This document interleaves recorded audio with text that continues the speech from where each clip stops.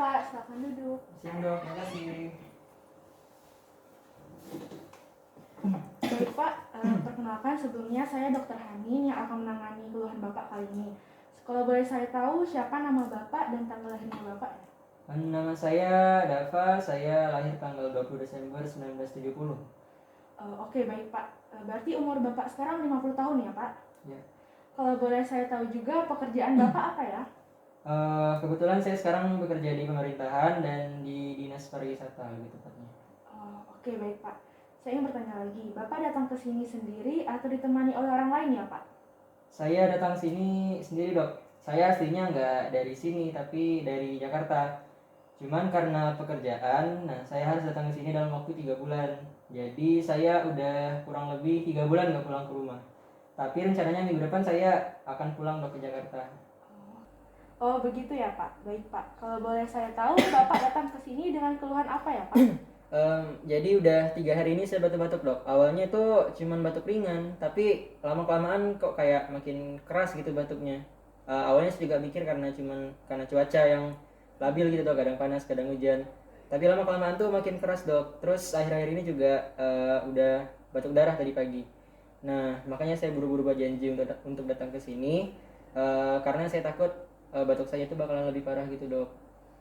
Oke baik Pak. Kalau boleh saya tahu akhir-akhir ini Bapak ada merasa tidak enak badan atau demam gitu nggak Pak? Ada dok. Sebelum saya batuk-batuk itu kurang lebih seminggu yang lalu lah. Saya tuh ada demam tinggi dok.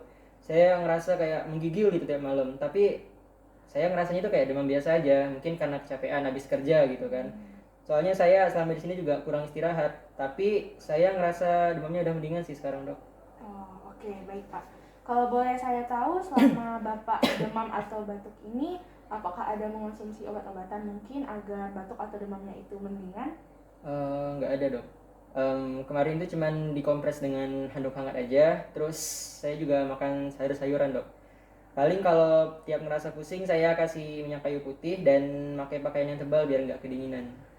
Oke Pak. Oke baiklah kalau begitu mungkin Bapak bisa ikut saya sebentar untuk pemeriksaan agar kita tahu apa yang sebenarnya Bapak alami.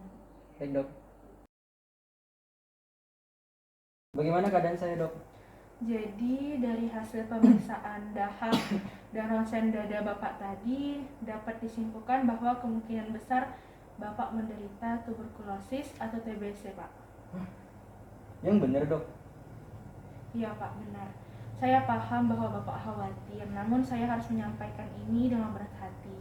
Karena setelah diperiksa tadi, ditemukan bakteri Mycobacterium tuberculosis. Jadi bakteri ini itu menyerang paru-paru Bapak dan meluas.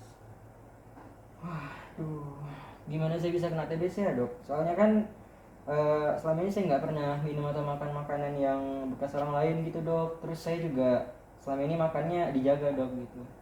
Oke baik Pak, mungkin saya jelasin dulu bagaimana kiranya Bapak bisa terkena TBC ini. Jadi TBC itu tidak tertular melalui kontak fisik atau berbagi alat makan dengan orang lain. Nah mungkin TBC ini menular melalui udara Pak. Jadi mungkin orang-orang di sekitar Bapak ada yang terkena TBC lalu batuk dan dahaknya itu terkena pada Bapak. Lalu mungkin pada saat tertular itu juga daya tahan tubuh Bapak sedang lemah sehingga dengan mudah bakteri itu masuk dan menyerang paru-paru Bapak. Gitu ya dok. Aduh, saya juga nggak sadar sih ya kalau ada orang yang kena TBC di sekitar saya. Soalnya setahu saya tuh di sekitar saya juga nggak ada orang yang kena TBC dok. Nah, jadi memang gejala orang-orang terkena TBC itu seperti yang Bapak alami tadi. Mungkin selama ini Bapak menganggap orang yang batuk atau demam itu seperti hal yang biasa. Lalu sekarang apa yang harus saya lakukan ya dok? Soalnya saya minggu depan udah harus pulang ke sana dok, ke Jakarta. Oke, nah saya menganjurkan Bapak untuk mengikuti terapi tuberkulosis. Nah, terapi ini nantinya akan diawasi langsung oleh pihak rumah sakit dan Bapak juga akan diberikan obat untuk dikonsumsi agar penyembuhan Bapak dapat dilakukan dengan baik. Terapi ya dok? Iya Pak, terapi tuberkulosis. Waduh, berapa lama ya dok kira-kira? Sebelum saya pulang ke Jakarta, apakah udah selesai dok terapinya? Sebelumnya mohon maaf Pak, untuk terapi ini membutuhkan waktu yang cukup lama. Mungkin sekitar 6 bulan hingga 1 tahun Pak. Aduh, dok, nggak mungkin saya baru pulang tahun depan. Lagian saya juga nggak ada uang dok buat terapi-terapi kayak gitu dok. Oke baik Pak, mungkin saya bisa memberikan rujukan untuk Bapak agar Bapak bisa melakukan pengobatan dan terapi nantinya di Jakarta. Bisa gitu ya dok? Kalau untuk biayanya mahal nggak ya kira-kira? Soalnya saya masih banyak keperluan lainnya harus dibayar gitu dok. Kayak biaya sekolah anak, terus kebutuhan sehari-hari. Belum lagi saya harus ngirimin uang buat orang tua dan mertua saya dok. Oke baik Pak, sebelumnya kalau boleh tahu apakah Bapak sudah terdaftar di BPJS Kesehatan? Sudah dok? Memangnya kalau pakai BPJS bisa dok? Bisa Pak, untuk terapi dan pengobatannya bisa Bapak bayar dengan bantuan BPJS. Jadi Bapak tidak perlu khawatir untuk masalah biayanya.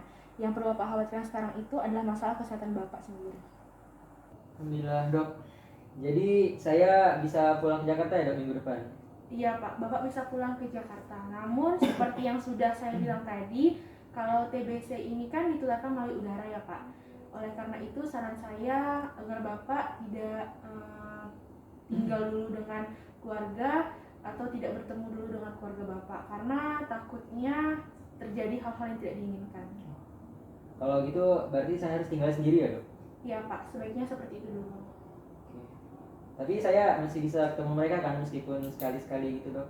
Iya Pak, tentu bisa. Tapi ada beberapa hal yang harus Bapak perhatikan saat bertemu keluarga atau bertemu orang lain. Nah, ketika Bapak batuk atau bersin itu Bapak sebaiknya tidak menutup mulut atau hidung menggunakan tangan, tapi sebaiknya menggunakan tisu, lalu setelah itu langsung dibuang tisunya.